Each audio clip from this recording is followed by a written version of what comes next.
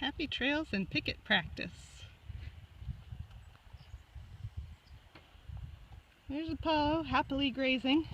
Today we are practicing how to use a ground picket, and this is the final stage of the training that I've been working on with him for this for a couple months now, just taking it very slowly. He's a very smart horse when it comes to ropes, but when they drag along behind him, he's pretty sure that it's chasing him and that that's not safe. So we've been doing a lot of practice of just dragging ropes around while I lead him around, and eventually clipping it to his leg as it is now and having him practice dragging it behind him. And so that's been going pretty well. And today I finally had this great big pasture to do some practice of actually tying him to the stake, and so we're giving it a try to see how he does with the final solution.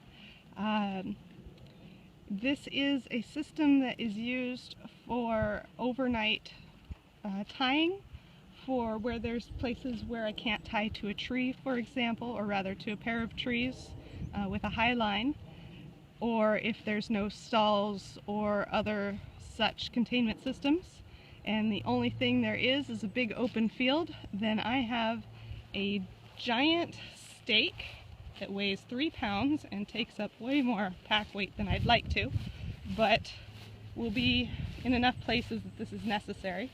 So here's the stake driven into the ground, and the rope, which I made sure didn't have any actual tangles in it, all here, going over to Apollo's back foot.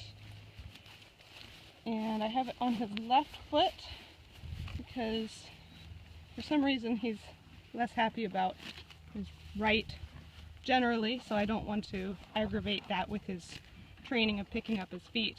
And so it's on his left foot, and there is the single hobble.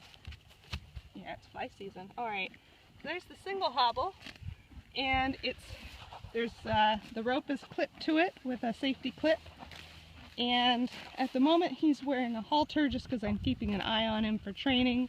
When he's actually tied up for the night, he would not have a halter on, so he doesn't accidentally get his head tangled on goodness knows what during the night while I'm not watching. But just in case there's a problem and I need to grab him quickly, I have the halter on for today. And so the point of this is to have him happily graze and see that when he has the rope on, it's okay. He can just relax and eat, which so far he's doing really good with that part.